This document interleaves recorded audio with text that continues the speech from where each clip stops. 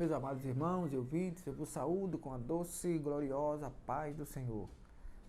Que o Senhor nos abençoe e nos guarde mais uma vez, nos conceda a sua palavra, para que possamos torná-lo mais conhecido, para que possamos alcançar as nações, aqueles que necessitam de ouvi-la, e assim as almas serem salvas.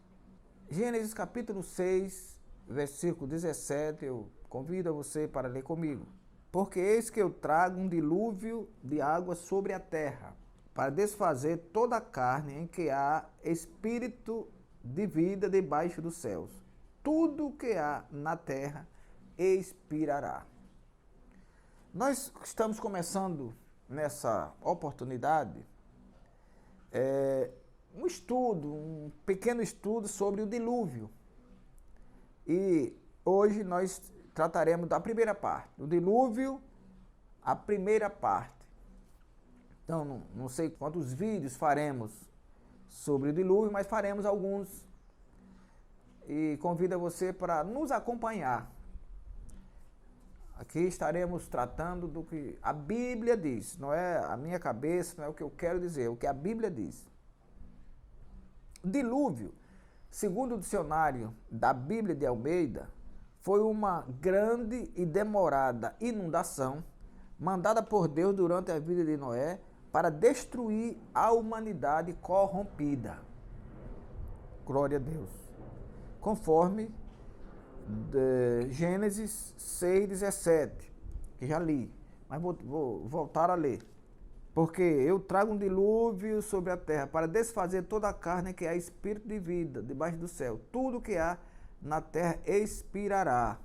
Nós trataremos, meus amados, sobre o dilúvio quanto à origem. Qual foi que Deus viu depois de haver criado o próprio homem? O que foi que se modificou na vontade de Deus? Na personalidade de Deus, em que ele mudou para que ele pudesse agora trazer um dilúvio, uma inundação, para matar o homem, aliás, nem só o homem, mas como a Bíblia diz que tudo que é fôlego na terra expiraria. Então, tudo isso foi feito, a origem do dilúvio está lá na corrupção generalizada do homem. Gênesis 6,5 nos diz o seguinte: E viu o Senhor que a maldade do homem se multiplicara sobre a terra, e que toda a imaginação dos pensamentos de seu coração era má continuamente. Então o dilúvio, quanto à origem,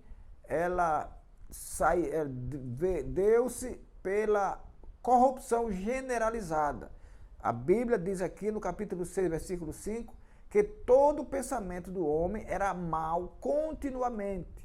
Quer dizer, todos os dias ela aumentava, era uma coisa contínua, não tinha hoje menos, amanhã mais, hoje mais, amanhã menos, não. Era contínuo, era um mal generalizado que Deus deveria, como fez, barrar. Glória a Deus. Algumas inundações que se tem conhecimento, elas vêm e vão em alguns meses, aliás, em alguns dias. Foram várias que temos conhecimento, que inclusive causam catástrofes, mortes, inundações, mas elas vêm e vão em dias. No caso do dilúvio, nós tivemos uma inundação que durou cerca de um ano. E desse ano, 7 meses foram necessários para que a arca descesse sobre o Monte Ararat. 7 meses para que as águas descessem e ele baixasse sobre o Monte Ararat, conforme Gênesis 8, capítulo 4. Nos diz assim, Gênesis 8, 4. E a arca repousou no 7º mês, no dia 17 do mês, sobre os montes de Ararat. Então não era uma coisa leve, Nós estamos vendo aí que foram 40 dias e 40 noites de chuvas torrenciais. E meus amados irmãos, se nós formos pensar, hoje nós temos chuvas também, não tantas, mas nós temos chuvas. Mas nós vamos ver que na modalidade de chuva que a gente tem hoje, em 40 dias e 40 noites, nós não teremos, estudos já foram feitos, de que se houver, na intensidade de chuvas que nós temos hoje, houver 40 dias e 40 noites, a terra será inundada em apenas 5 a 10 milímetros. Dá para ver aí que aquela posição de Deus, aquela providência de Deus foi algo especial. É como a Bíblia diz que todas as janelas do céu se abriram. Ainda que apenas um monte, a Bíblia diz em Gênesis capítulo 7, 19, que todos os montes, eu vou ler para você, para nós aqui, e as águas prevaleceram excessivamente sobre a terra, e todos os altos montes que havia debaixo de todo o céu foram cobertos. A Bíblia afirma que todos os altos montes, isto é, o mais alto que há na terra, foi coberto pelas águas. Ora, se a Bíblia dissesse que apenas um monte foi coberto, essa universalidade, essa abrangência universal do dilúvio seria verdadeiro, seria igualmente verdadeiro. Sabe por quê? Porque é impossível que um monte inunde sem que outros o façam também. Porque a água, ela própria procura o seu próprio nível.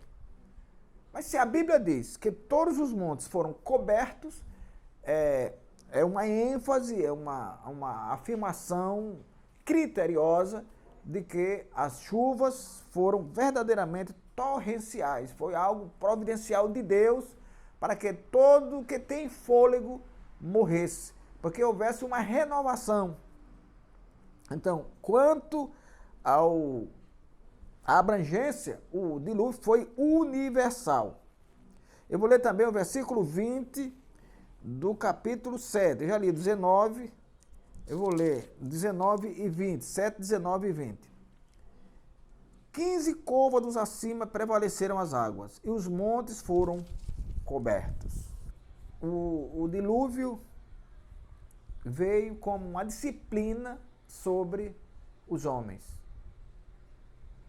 O dilúvio veio como uma vara, veio como uma pancada, repito, um juízo sobre o homem que pensava mal continuamente. O dilúvio, segundo li na Bíblia, no dicionário da Bíblia de Almeida, era uma grande inundação. Quer dizer, muita chuva que causou inundação e que causou sérios prejuízos de vidas principalmente. Mas em vídeos posteriores nós vamos apresentar aqueles que se salvaram, como se salvaram, as providências tomadas por Deus para salvar de cada espécie um casal. Deus é tão bom, é tão maravilhoso, que quando ele diz que tudo que tem vida na terra morreu, exceto esses que ele mandou preservar na arca. Só Deus para preservar tantas espécies de animais numa arca feita pelo homem. Mas ele fez isso porque ele é grande, porque ele é misericordioso, porque ele é amoroso, porque ele não é um destruidor, ele não é alguém que trabalha para destruir a vida de ninguém. Deus é aquele que trabalha para preservar, para salvar. Ele seleciona pessoas que estejam à sua disposição, que queiram crer na sua palavra, para que possam ser livres da destruição que virá. O dilúvio, Jesus tratou do dilúvio lá no Novo Testamento como sendo algo que virá, como nos dias de Noé, diz ele. As pessoas casavam, festejavam, davam-se em casamento até o dia que Noé entrou na arca. Assim será no dia quando Jesus vier buscar a igreja. No dia que Jesus se manifestar nas nuvens dos céus para levar a igreja que ele salvou com o seu sangue, com o seu sacrifício na cruz do Calvário. Portanto, amado de Jesus, nosso acompanhante, nosso amigo que nos segue nestes vídeos, sejamos sábios para nos livrar das catástrofes que vêm para dar juízo, para disciplinar aqueles que rejeitam o Filho de Deus. Aqueles que não aceitam que Jesus veio para buscar e salvar os que haviam perdido. Aqueles que não reconhecem a Jesus como o único e suficiente Salvador. Que o Senhor nos abençoe e nos guarde. Até o nosso próximo encontro. Inclinai os vossos ouvidos e vinde a mim. Ouvi e a vossa alma viverá.